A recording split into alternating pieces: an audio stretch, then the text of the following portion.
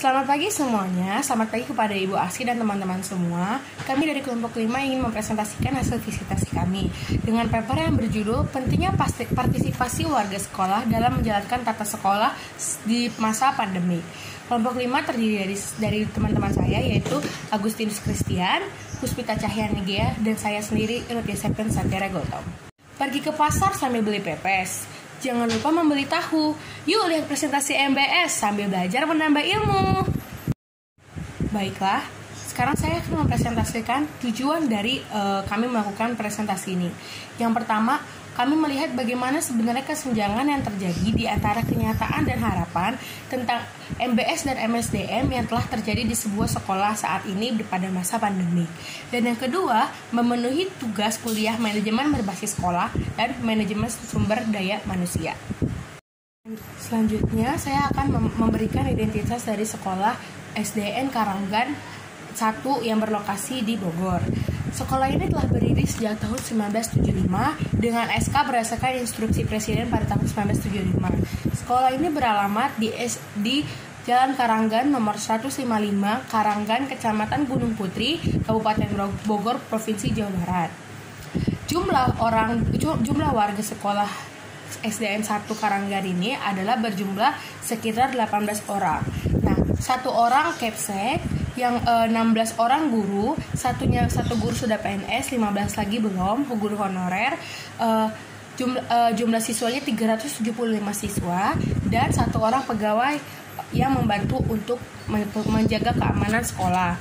Lalu prestasi yang sudah dicapai pada sekolah SDN Karanggan ini, bagian akademiknya mengikuti OSN, lalu non akademiknya kegiatan rugby yang telah mereka ikuti sampai internasional, yaitu negara Singapura. Saya akan sedikit menjelaskan bagaimana sistem mereka membagi kelas di dalam SDN 1 Karanggan ini. Jumlah siswa yaitu terdiri dari 375 siswa dengan 12 rombongan belajar, yaitu 12 kelas. Jadi satu angkatan itu berisi 2 kelas, yang di dalam satu kelasnya itu hanya terisi dari 32 orang. Jadi memang sekolah tersebut membatasi jumlah siswa yang ada di dalam kelas. Selanjutnya adalah visi misi dari sekolah SDN 1 Karanggan. Visinya yaitu terwujudnya peserta didik yang berakhlak mulia, berprestasi, berwawasan global, berdasarkan nilai-nilai budaya, bangsa, dan agama. Lalu, misinya terdiri dari 9 misi. Yang pertama, menanamkan keyakinan melalui pengalaman ajaran agama. Yang kedua, membentuk akhlak dan perilaku yang mulia. Yang ketiga, mengembangkan pengetahuan dan keterampilan di IPTEK dan agama sesuai dengan bakat, minat, potensi peserta didik. Yang keempat, meningkatkan kompetensi profesionalisme guru. Yang kelima, meningkatkan kualitas pembelajaran. Yang keenam, memenuhi kebutuhan sarana prasarana. Yang ketujuh, menumbuh kembangkan semangat, juang yang jujur, sportif, dan disiplin. Yang kedelapan, menjalankan kerjasama dengan stakeholder dan instansi lainnya. Dan yang kesembilan, membiasakan perilaku 5K, yaitu kebersihan, keamanan, ketertiban, keindahan, dan kekeluargaan. Selanjutnya akan dijelaskan oleh teman saya, Puspita. Sekarang, mari kita lanjutkan belajar mengenai tata kelola sekolah di SD Karanggan 01. Nah, yang pertama adalah pengaturan kelas. Sekolah ini memiliki 375 siswa yang terdiri dari 12 rombongan belajar. Nah, untuk siswa baru kelas 1 itu terdiri dari 2 kelas yang berjumlah 64 orang dengan masing-masing siswa berjumlah 32 siswa. Begitu juga dengan grade kelas yang lain, itu disesuaikan dengan kapasitas sekolah dan juga kapasitas guru dan tidak memaksakan jumlah siswa sehingga tidak lebih dari 32 orang siswa per kelas. Tujuannya agar kelas tetap kondusif dan berjalan dengan baik. Yang kedua adalah tata kelola sekolah berkaitan dengan kurikulum. Nah, seperti kita tahu, pada umumnya sekarang ini sekolah menggunakan kurikulum 2013. Begitu pula dengan SD Karanggan 01 menggunakan kurikulum 2013 dengan harapan siswa bisa lebih aktif dalam pembelajaran. Namun, akibat dari pandemi dan didukung dengan surat keputusan dari Kemendikbud yang memperbolehkan sekolah untuk menetapkan kurikulum darurat, maka sekolah SD Karanggan ini menyesuaikan kurikulum dengan kondisi sekolah terkait keterbatasan dari kendala yang dihadapi, agar bisa tetap menjalankan pembelajaran baik secara daring maupun luring.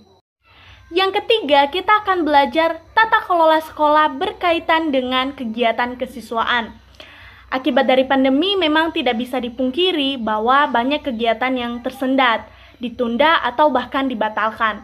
Namun SD Karanggan 01 tetap berusaha agar kegiatan bisa dilaksanakan. Nah, contohnya apa? Misalnya adalah penerimaan peserta didik baru. Mekanisme yang dilakukan sekolah adalah pertama, membentuk kepanitiaan. Kemudian panitia ini akan rapat bagaimana mekanisme pendaftaran, bagaimana penerapan protokol kesehatan. Kemudian nanti ini akan dirangkum menjadi satu aturan dan aturan akan diterbitkan. Sehingga PPDB itu tetap bisa berjalan meskipun harus secara offline karena memang sekolah tidak mampu untuk melakukan PPDB secara online sepenuhnya akibat dari staf administrasi yang dimiliki kurang karena hanya ada 1 orang dan itu pun merangkap sebagai guru. Tapi puji Tuhan bisa berjalan dengan penerapan protokol kesehatan yang ketat diawasi oleh guru. Nah, selanjutnya kegiatan kesiswaan yang lain itu biasanya tiap tahun akan diadakan pentas seni. Nah, memang ditunda tapi direncanakan akan diadakan dan sedang dipikirkan bagaimana pelaksanaannya, apakah online ataupun offline. Dan kegiatan ini itu diharapkan ya bisa mengakomodasi minat dan bakat siswa karena selain seni di dalamnya juga ada olahraga, kegiatan keagamaan dan lain-lainnya.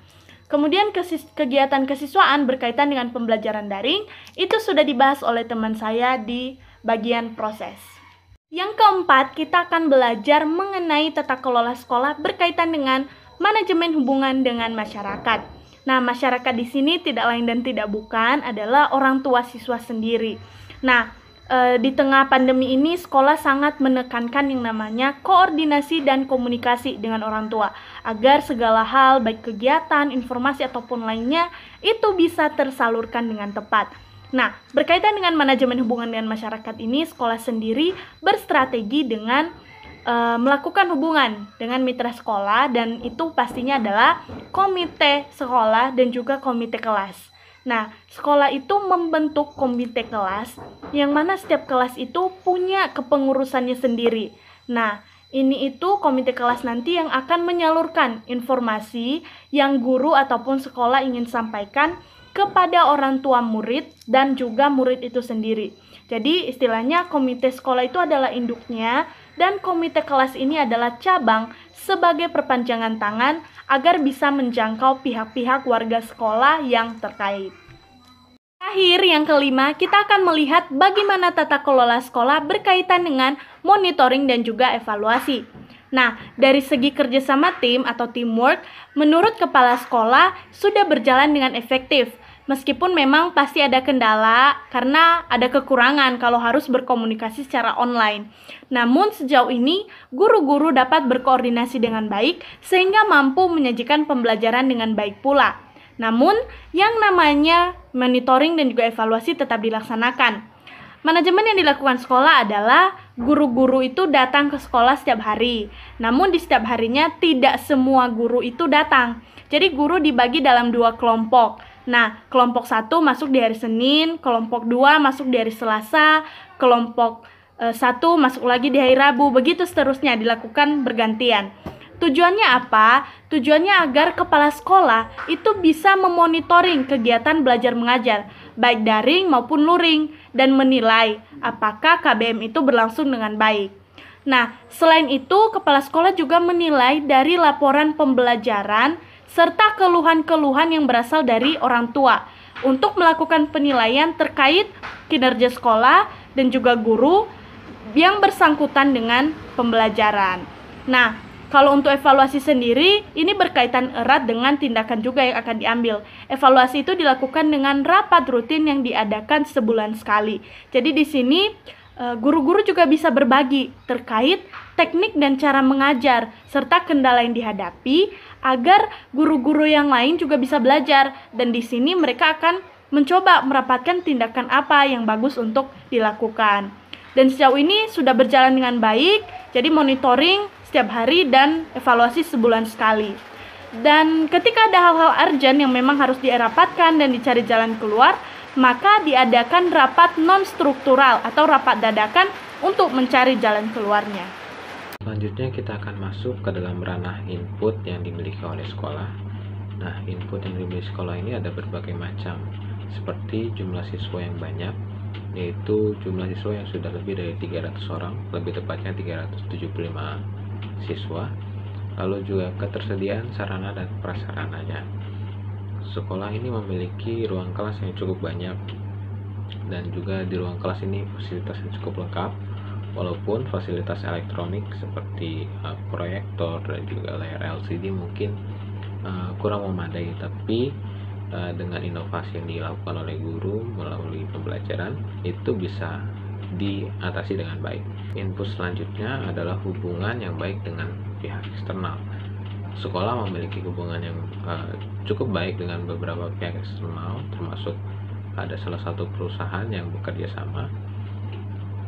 Lalu juga hubungan dengan komite sekolah dan komite kelas merupakan salah satu input yang baik bagi sekolah untuk bisa mengembangkan kualitas dari proses belajar mengajar itu sendiri. Lalu juga ada kompetensi guru yang memadai. Hal ini adalah sesuatu yang sangat penting selanjutnya, karena kompetensi guru adalah hal yang menjadi tolak ukur dalam peningkatan kualitas dari sekolah itu sendiri. Nah, dalam proses yang dilakukan oleh sekolah ini, sekolah pertama menghadirkan pembelajaran yang kreatif dan inovatif.